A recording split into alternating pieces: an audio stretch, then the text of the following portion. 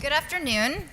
It is my sincere honor to get to introduce Dr. Carol Barnes, who is a Regents professor at the University of Arizona and director of the Evelyn F. McKnight Brain Institute. Now, I could stand here and go over time and give you a really impressive list of all of Carol's accomplishments. But instead, I want to tell you something about Carol you can't find on her CV. So for those of you who have not been out to Tucson, Arizona to give a seminar, you may not know that Carol Barnes has her own trail up into the Catalina Mountains.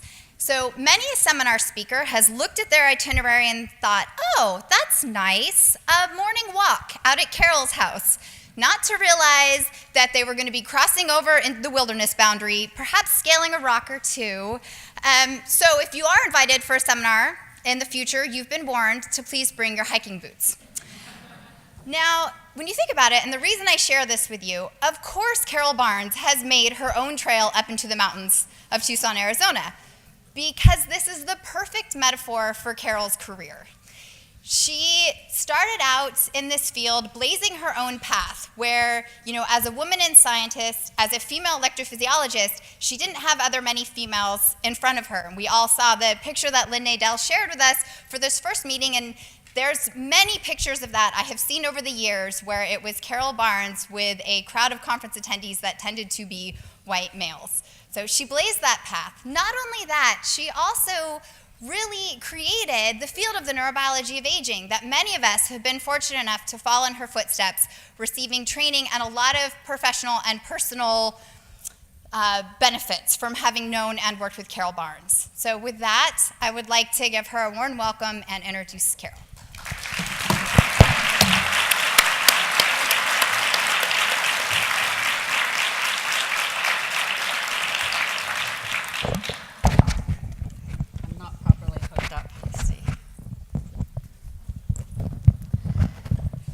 So can everybody hear me okay? Yes, good. So thank you so much for that, Sara, and Mike for the invitation to speak. I have many positive memories of the Learning and Memory conferences of the past, in fact, and we would refer to these as the Irvine conferences. And the first time Bruce McNaughton and I came to an Irvine conference was in 1982. It was just after we had returned from Europe, having been postdocs in Perry Anderson and John O'Keefe's labs, and we'd just taken up positions at the University of Colorado in Boulder. I gave my first big talk, or it felt like a big talk to me, at the Learning and Memory meeting in 1984. And Lynn, maybe I wasn't a plenary speaker, but I did speak at the 84 meeting. And I was a frequent attendee thereafter. Not only has Jim McGaw been important to my own growth in this field, but of course Gary Lynch was the external examiner for my Ph.D. thesis. He traveled all the way up to Canada for this event, armed with this huge yellow pad, it seemed huge to me, yellow pad with written questions ready to ask me during my examination. And while it was initially somewhat unnerving, it actually turned out to be great fun, in fact. It's wonderful to see the continued and strengthened interest in learning and memory here at this conference, and I look forward to the rest of this meeting and to more of these in the future. So, no surprise to those of you who know me, the general topic that I'll speak to you about today is memory and the aging brain. And I hope to convince you during this time that we've come a long way over the past several decades in, first, our knowledge of the cognitive outcomes and different trajectories that are observed during normative and pathological aging, and in the development of methods that can monitor brain function in some detail so that it's possible to assess potential effective treatments for age-related memory loss. And today, I'll talk about systems neuroscience approaches to brain aging. The main focus will be on how 3 different circuits important for behavior are impacted by age. And hopefully the data I will present today will be in the spirit of this wonderfully interdisciplinary meeting. I know this is a diverse audience, and I hope there will be just a little bit of something of interest in the data that I present for each of you. For each system that I discuss, I'll give some background, then some newer findings, and then where we're going next. Let's see if this actually works. Maybe it does. So I'll give you the overview. I'll be talking about changes in cognition in the brain in rat and in non-human primate species, models of aging, and the focus will be on normative aging in this talk, as these animals do not, for example, spontaneously develop the symptoms of neuropathological patterns of Alzheimer's disease. I'll first describe spatial. Let's see if I can do this. Yes, spatial memory in aging and a hippocampus-dependent memory and age-related neural changes that might contribute to this. Then I'll go on to talk about object recognition memory and changes in that with age. And I'll talk about one distinct change in perirhinal cortical circuit function that may contribute to this. And finally, I'll talk about altered working memory and decision-making behaviors in aging and changes in frontal cortical circuits that may contribute to this behavioral outcome. So, beginning with the hippocampus, just to remind you of the kinds of tests that have been used to show hippocampus-dependent memory impairment across age, spatial memory impairments in old rodents can be observed in the circular platform spatial memory task, as well as in the spatial version of the Morris water maze. These tasks are conceptually identical. The animal must remember where escape is possible, either onto a hidden platform beneath the water's surface, or, as you see here, into a dark escape box underneath the platform surface. So just an aside, and actually just for this isn't such an intimate audience, but anyway, for this audience, we developed the circular platform task for my aging rats at Dalhousie circa 1975. It was earlier than the water maze, but I have to concede right now, if Richard's in the room, that actually, Richard, your task is much more popular and much more widely used.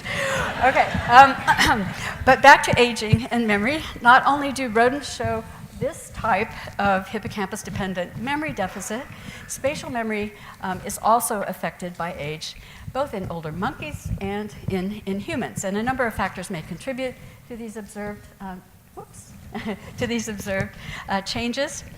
But what I want to do is to begin by showing you this summary of what was thought to happen to neurons during aging when I became interested in memory and aging in the early 1970s. These are entorhinal cortical neurons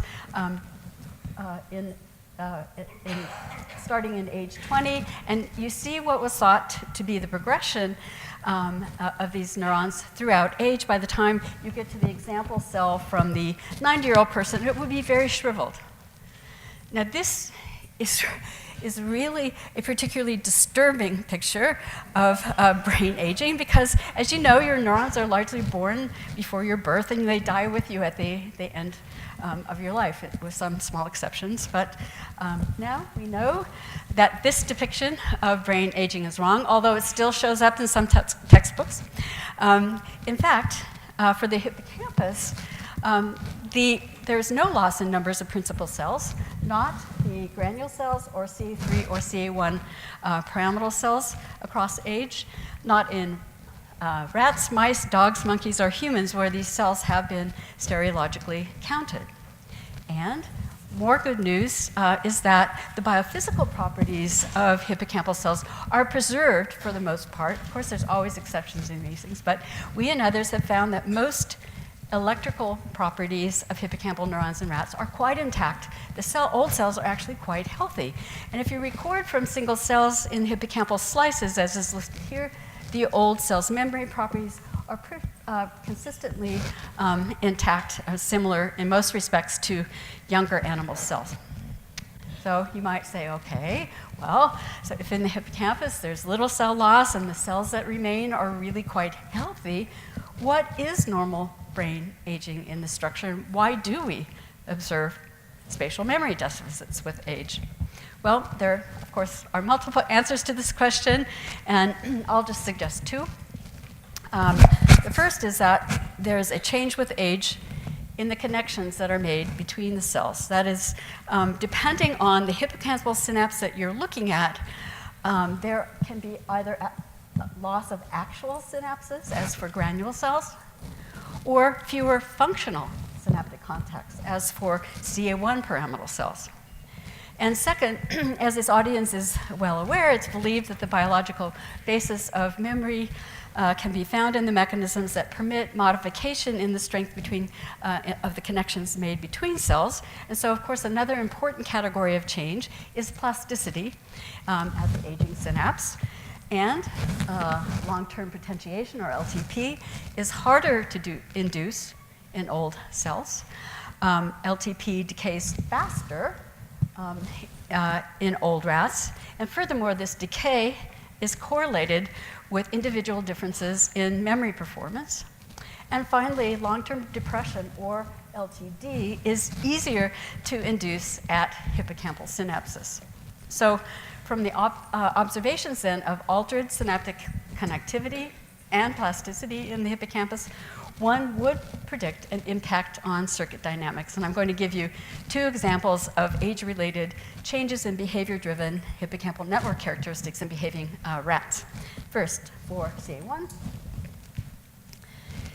I think I'm trying to put this all in perspective. Jim and Lynn were talking about Aristotle and Gall and so forth, and I have a hard time believing that it's been over 45 years since John O'Keefe and his student Jonathan Jostrowski first reported that pyramidal cells in the hippocampus discharge spikes in discrete and reliable places when an animal wanders through space. As you know, John referred to the area over which a cell fires as that cell's place field. And I'm just going to show you a few of the simultaneously recorded place cells here on this triangular track. Each cell is a different color. Each dot is a spike. And so you see different place fields from different cells on the track here. These two panels illustrate place cell recordings from a young rat on two different sessions in the same day, session 1 and 2. And you see that the same hippocampal map is retrieved on the two different sessions, on the second session as was there on the first. So you see that the yellow cell is still firing here, the blue cell here, the red cell here, and so forth. So the young rats retrieve the same map from session to session. And in fact, most of the time, older rats also show accurate map retrieval. But on about a third of time for any given old rat in CA1, a completely different place field distribution appears when the old rat goes back to the same room. So you see, just as though the old rat had retrieved the wrong map. So you see that the blue cell is now moved over here, and this orange cell didn't appear at all in session 1. So for CA1 then, when environments are familiar and identical, cell ensembles of old rats occasionally remap when they should not. Now, Ian Wilson and his colleagues, using different experimental procedures, showed the opposite can occur for hippocampal CA3 pyramidal cells. Okay? This is in CA3. When the environment is changed from a circle to a square and then back to a circle, young rats show what's called global remapping from one environment to the next. And that means that the place cell distributions are different in the circle and in the square. So for old rats, on some occasions, they don't remap when they should and appear to reuse an inappropriate map as in this example. So this is clearly a different kind of retrieval error than is observed in CA1. That is, old CA1 pyramidal cells remap when they shouldn't, and old CA3 pyramidal cells don't remap when they should, suggesting that the dynamic processes of pattern separation and completion are altered in old hippocampal networks. At the very least, I think what you can agree with me on is that this indicates that integrating episodes into the context in which their experience will be more difficult for the older animals.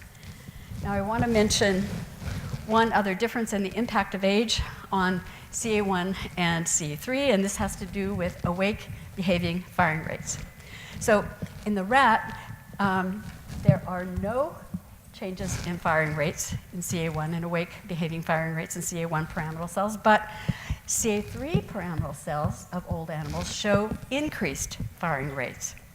And consistent with this observation in rats, Alex Tomei, when he was in the lab, and Daniel Gray examined baseline firing rates of cells both in the perirhinal cortex and in CA3 of young and aged rhesus macaques.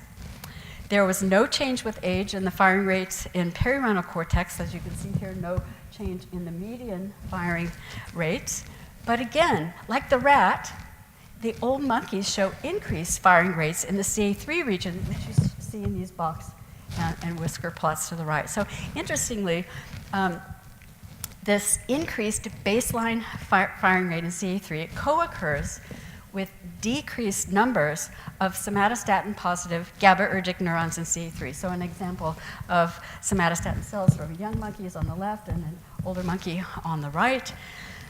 And while there was a decline in these somatostatin-positive interneurons, there was no change in GABAergic cells expressing parvalbumin between the young and the old monkeys. So this suggests that the network dysfunction observed in the CA3 region during aging could in part arise from a specific class of interneuron.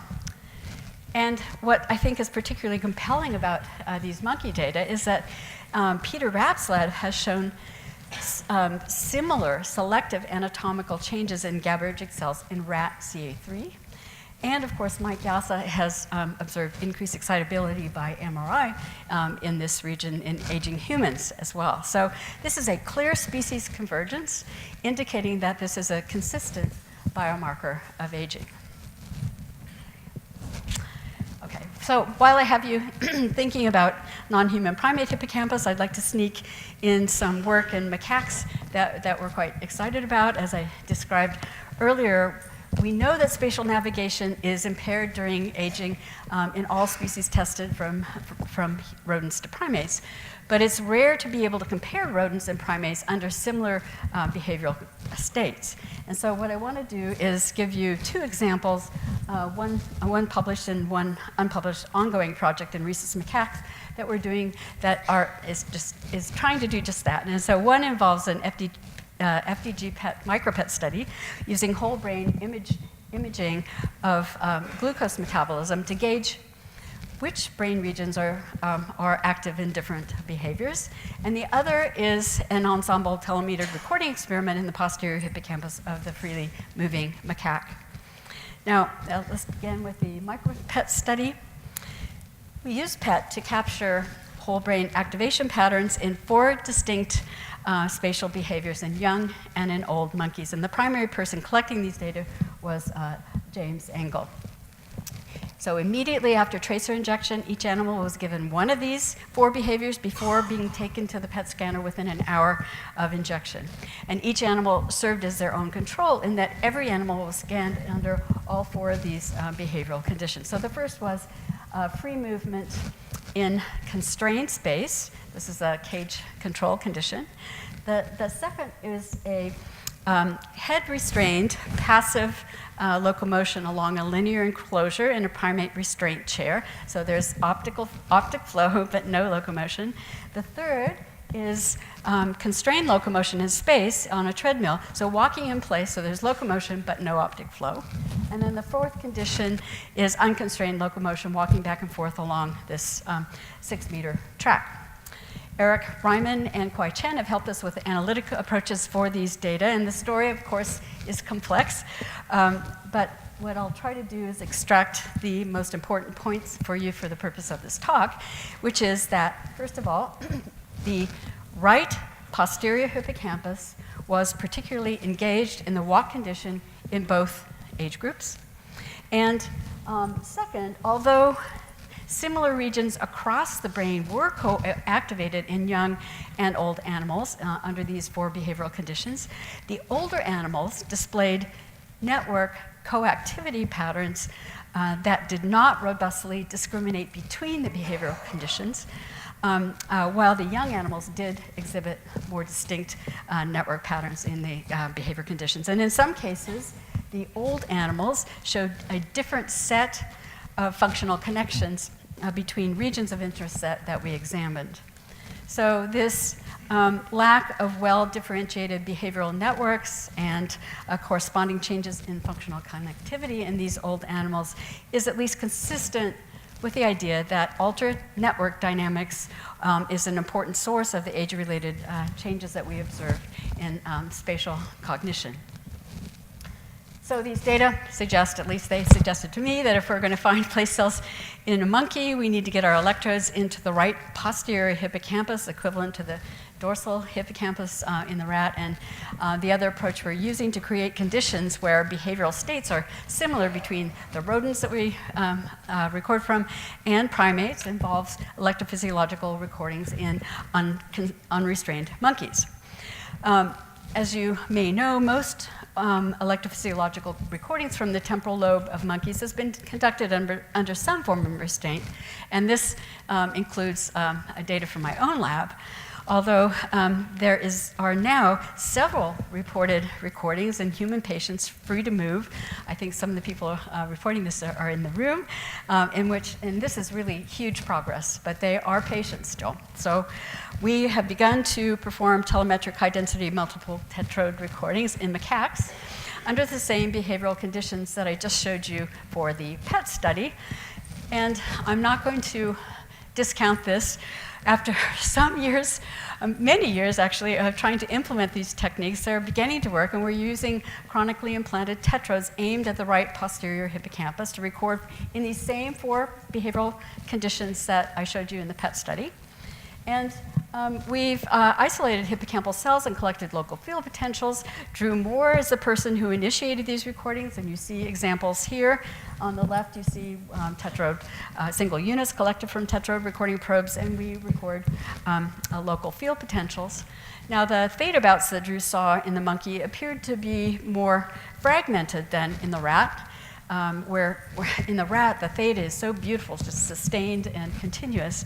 But apparently, the monkey is probably more like the bat, and actually like the human patients than the rat in this regard. But regardless of the properties of theta, are there place fields? Well, Colin Kyle has done the analyses that I show you here and is seeing these experiments through. And you see 3 hippocampal cells here from 3 different track walking sessions on this 6-meter track. These are occupancy normalized rate maps with the hotter colors reflecting higher firing rates. The polar plots to the right here show rates obtained in all head directions, and for these particular cells, they're evenly or uniformly distributed. So the short answer to the question of whether the monkey has place cells under these behavioral conditions is that I'm not willing to say yet. We don't know, but we may well have enough data soon from monkeys who are completely free from head or body move restraint. And I just might make a shout out to Casey Stengel, who's here at the Neuralinks booth, who has been remarkably patient and supportive of us in obtaining these data. So I want to show you some more data now for young and old monkeys that focus on behavior and imaging method, and really continue on this theme of mine. I started out with all the cell deterioration, but continue on the theme that there can be cognitive dysfunction that emerges in hippocampal circuits without changes in neuron number. Okay, so David Amaral, Mike Bonacore helped with structural MRI scanning of a population of young and old rhesus macaques. These animals were equivalent to 27 to 87 human years. You multiply by 3 in a macaque to get equivalent human ages. And Julia Shami did the standard volumetric analysis so hippocampal volume could be determined, and there was no significant change in volume over the age range in the monkey of 9 to 29 years. In fact, the mean volumetric change, the change differed by less than 6%. So, not surprisingly, there was no relationship between hippocampal volume and memory deficits, because these older monkeys were memory impaired. So, I think, well, in monkeys then, hippocampal shrinkage resulting from cell loss or other reasons can't account for memory impairments. I think this is an important observation because of all animals, it's only humans who show the classic Alzheimer's disease neuropathological pattern. So we're looking at an animal, by definition, a living animal who is Alzheimer's disease free. And with human imaging experiments, it's simply more difficult to be certain that you are testing a population that is aging normally, at least if you don't have access to amyloid or tau PET. So the same animals were also used, were imaged in another way with an MRI technique that Scott Small has helped us with that relies on measures of cerebral blood volume to assess hippocampal function. It's a correlate of resting levels of metabolism. And because of the higher resolution of the method that Scott used, hippocampal substructures could actually be measured independently, and this enabled us to compare activity across the temporal lobe subregions in young and aged monkeys. And so again, in the same animals that showed no hippocampal volume change, Scott found no significant correlation between age and metabolic activity in the entorhinal cortex in CA1 or in the subiculum, but a significant negative correlation between age and CBV activity in the dentate gyrus, with older monkeys showing lower activity measures.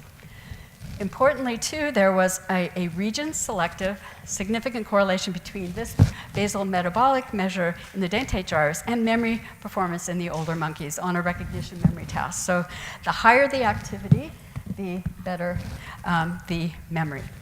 This suggests that the dentate gyrus may be particularly vulnerable in normative aging. But of course, MRI measurements don't have single-cell resolution and are only an indirect measure of neuron activity. But a method that does have single-cell resolution and can reflect behaviorally driven activity in cells across wide regions of the brain is a method that your very own person from UC Irvine, John Gosowski, developed when he was working with me, Paul Worley, and Bruce McNaughton. And this ARC catfish method is capable of distinguishing multiple experiences across wide regions of the brain with single-cell resolution. And John showed that the cellular compartmentalization of ARC mRNA varies as a function of time from the event that actually activated it. So the nucleus here is blue and ARC is in red.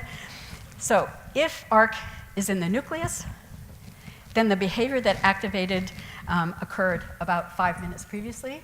If ARC is in the cytoplasm, then the behavior that activated it occurred about 30 minutes earlier. And then if you overlay two independent behaviors separated by 20 minutes, if it's the same behavior and the same cells participated in each, then ARC is both in the nucleus and cytoplasm at that time. So more recently, I just want to mention this, my lab has been working with Hiro Okuno from Kyoto and Matt Huntelman to create more time points beyond the ones that ARC and Homer have given us until now. And Hiro has created a system for persistent ARC labeling with combinations of viral constructs in mice. And Matt Huntelman has designed transgenic rats with this capability as well. So the ability to tag ARC in cells for long time periods will allow us now to examine active cells that were involved in maybe more remote memories, giving us this time extension. The rats are now being made and arriving soon, and we're excited about this new opportunity and also excited about sharing with the rest of the field if this really does work out well. We're really hoping, we're hopeful. So to give you, back to aging, to give you an idea of what happens with aging in the different hippocampal subfields when you have two 5-minute exploratory behaviors separated by a 20-minute rest period, Monica Challa in the lab showed that young, middle-aged, and old rats show the same proportions of active cells in CA1, so young, middle-aged, and old, in CA1 and in CA3, so they show similar ARC expression. However, aged rats showed a significantly lower proportion of ARC-positive granule cells engaged after behavior. So this suggests, at least to me, that, as in old monkeys, the dentate gyrus in rats is a hippocampal subregion particularly susceptible to the effects of advancing age. And we think now that transcriptional repression mechanisms involving the methylation status of the ARC gene may play a role in preventing these granule cells from becoming active, these older granule cells. That is, when Marcia Penner was with us, she found greater methylation in the ARC promoter region within granule cells of old rats. And this suggests that perhaps these cells are held in a state less conducive for facilitating ARC transcription. So these granule cell data from rats, the activity marker data that I showed you in monkeys, along with data from Scott Small, Mike Yass's lab in humans, suggests that the hippocampal circuits that show the most distinct activity changes during normal aging involve the dentate gyrus hilar region and CU3, with reduced circuit participation and metabolic activity in the dentate gyrus and increased excitability in CA3 that I described for you in the rat and monkey experiments. I just want to point out that this is a very different pattern of of networks known to be targeted by Alzheimer's disease.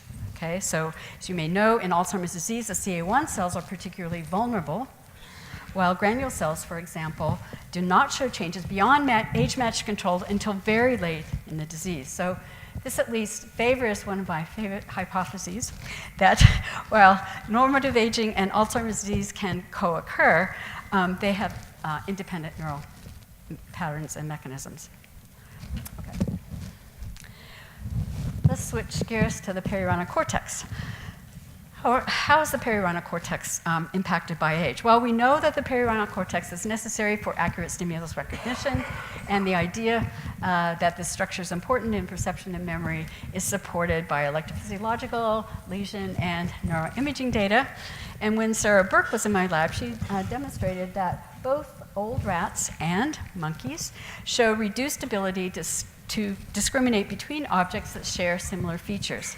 And if you can promise me that you will save a few fresh synapses for a symposium on Sunday, I promise you will be rewarded. Sara Burke and Lee Ryan are giving a symposium on a new view of perirhinal cortical function that I think is quite exciting. So I hope you can hang in there until Sunday for that special symposium. It's after lunch, you're all probably pretty tired, so I'm going to give you a little break and show you a movie of one of the perirhinal dependent tasks that we've collected on our aged animals. This is a 27-year-old animal that's equivalent to 81 years doing this task. I just want to show you this partly to convince you that motivational factors are not at issue here. The older animals definitely enjoy the game. Sometimes they get it right, sometimes they get it wrong, but the older animals are proportionally worse with more stimulus ambiguity. And just to unpack a little bit more about this particular test, it's possible using Legos to specifically calculate feature overlap in objects, okay? And so the Lego objects I'm showing you here are 60 to 92% overlap. And when you compare the behavior of young and old monkeys in this Lego task, some more overlap in stimulus features requiring, of course, more effective pattern separation, the worse the older animal's performance becomes, which you can see on the left on overall accuracy. And this is particularly apparent at the highest feature overlap that you see on the right. Now, old monkeys show this pattern, old rats show the same object discrimination deficit, and young rats with perirhinal lesions show exaggerated form of this object recognition, which Tim Bussey and colleagues have shown. Lee Ryan also has demonstrated that this behavioral change in healthy older humans is also observable and significant. So, aged rats, monkeys, and humans show reduced ability to discriminate between objects that share similar features.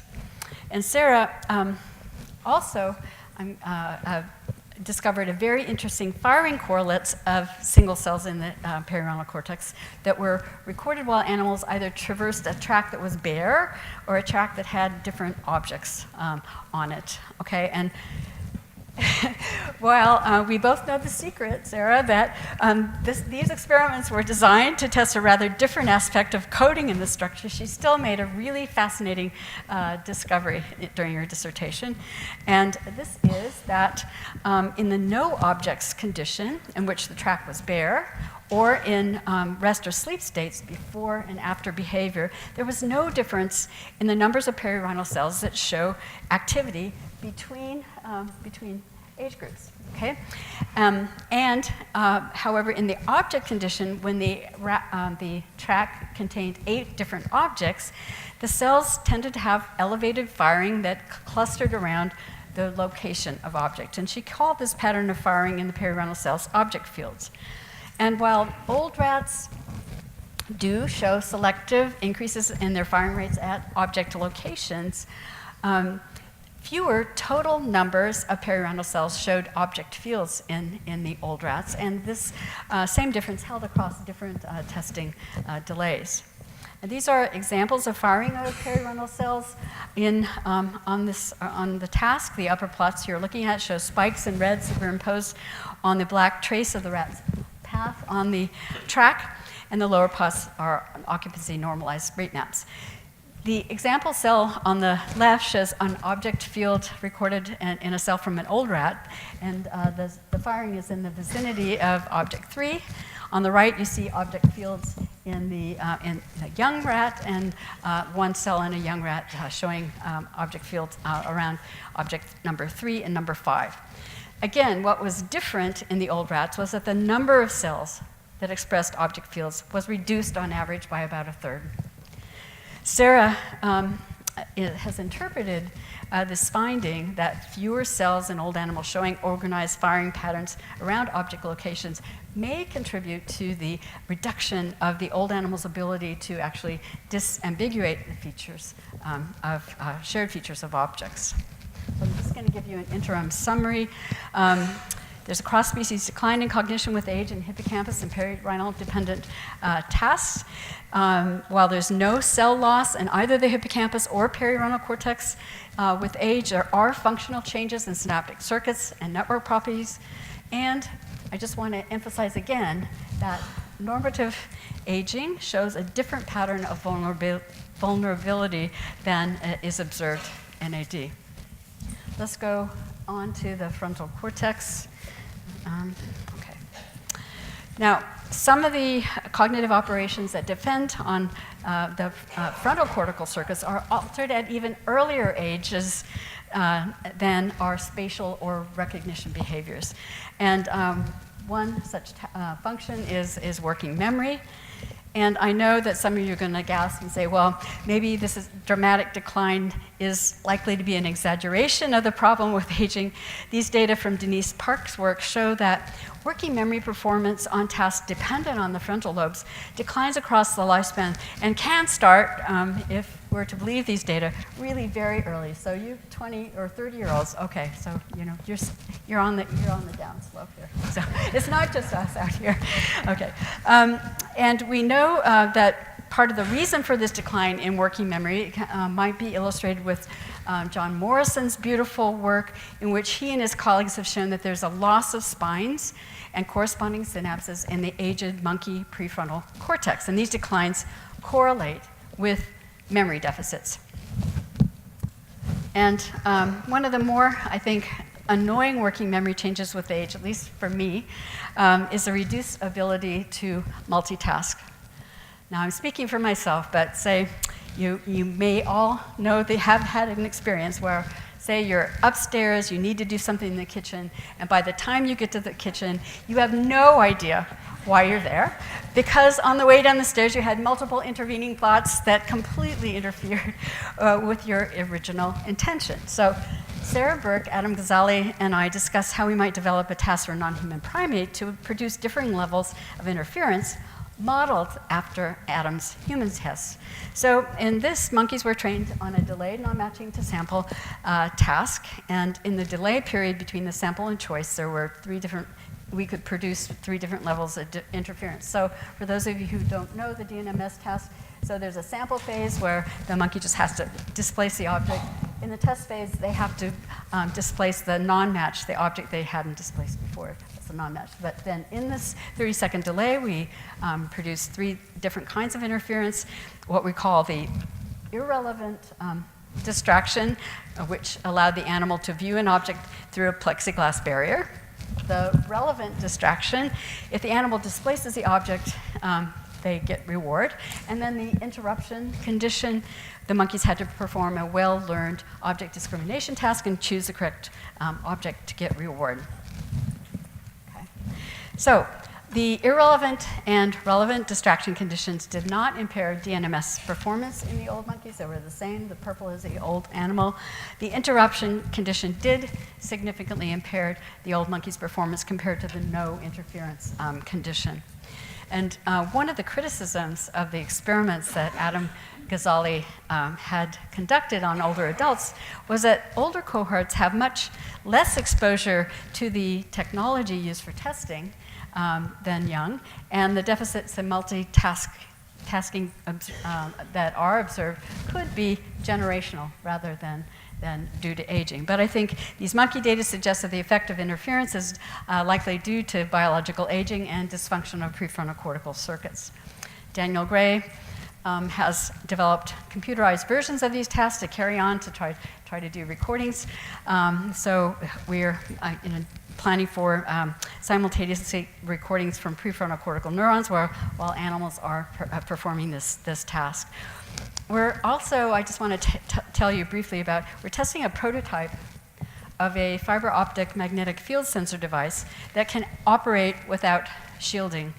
It uses nanoparticle polymers that act as magnetic field sensing elements developed by our collaborators in the Optical Sciences Department at the University of Arizona. And the hope is that this essentially portable magnetoencephalography unit may help direct our tetras more precisely to relevant cortical areas, because we can pre-test the monkey in a really task-specific way before we drop our electrodes in. We're really excited about this new technology. Okay. Now, you will remember that I indicated that there is no volumetric change in the hippocampus across age, but I'll show you data now that indicate the story is quite different for the prefrontal cortex. When Gene Alexander used his multivariate network analysis to look broadly across the brain in the same young and old rhesus macaques that I discussed previously, Gene showed that the voxels showing maximum negative association between age and gray matter volume were observed in the vicinities of the prefrontal cortex, especially left prefrontal and orbital frontal cortices, green to blue on the scale here.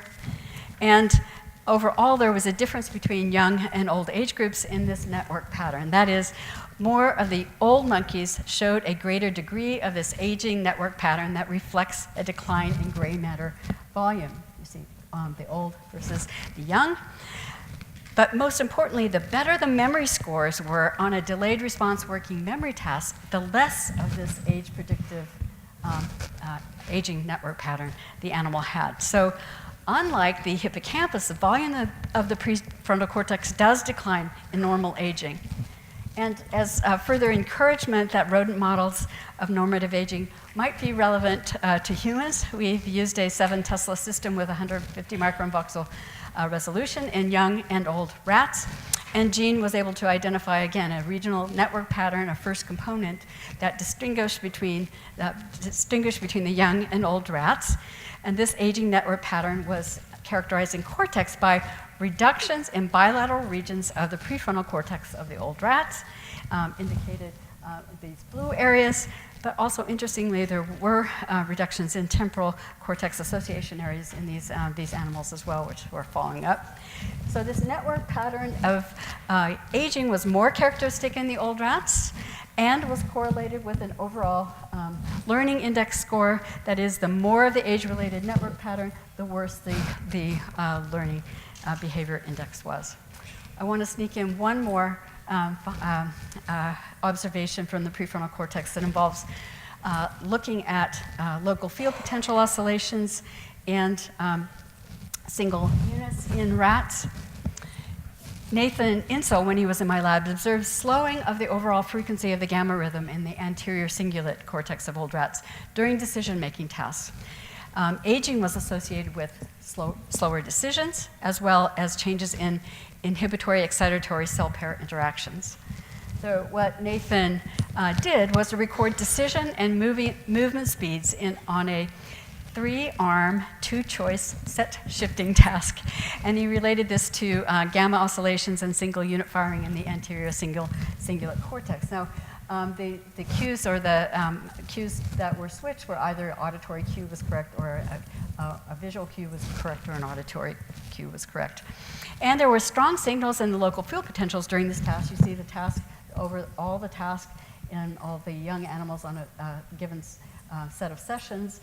And you see that there's a significant decrease in old rats in the peak frequency of gamma, about 56 hertz in the young rats, about 53 hertz in the old rats. So while there is gamma slowing in the frontal cortex, interestingly, there's no slowing of the gamma frequency in this range in CA1 of old animals. So this change is region-specific.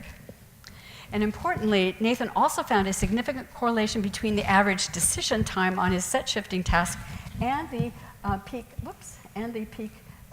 gamma frequency. The older rats with slower gamma made slower decisions. And finally, the slower gamma frequencies in old rats were associated with a reduction by 1 or 2 milliseconds in the coupling between the excitatory and inhibitory neuron pairs that we could record with our tetrodes. That is, the old rats showed a delay in the firing of fast spiking inhibitory neurons following local excitatory signals.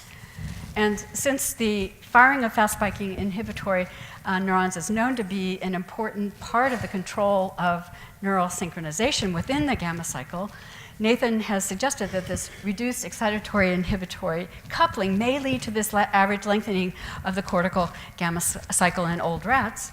And in fact, it's possible that the slowing of the gamma rhythm in this frontal cortex contributes to the neural basis of cognitive slowing, one of the hallmarks of normal cognitive aging. So an overall summary then on cognition is that there are cross-species changes in spatial recognition and working memory.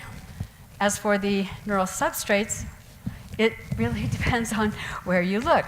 And just to emphasize the differences, the regional differences here, there are volume decreases and slowing of the gamma rhythm in the frontal cortex, but there is no volume change or gamma slowing in the hippocampus with age. Now, there are changes in circuit dynamics in hippocampus, perirhinal cortex, and frontal cortex, albeit very specific to the regions recorded. So, if anything, I hope what you'll take away from this talk is the remarkable selectivity of the changes observed in the aging brain. And the other point that this raises is the challenge of discovering one pathway or mechanism that can be used to optimize circuits across the entire brain during aging. The solutions are going to be complex and multiple.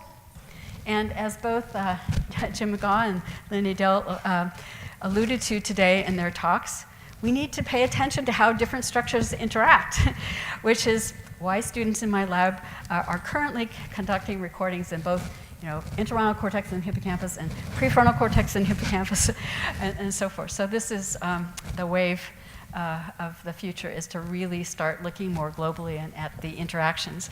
And clearly, while we've learned a lot in the past 4 decades about the impact of age on cognition and the circuits responsible for these behaviors, there's much more to be discovered. So I'm so glad to see all these new faces, young scientists coming up. This is a great field to be in right now, as you can tell by this meeting.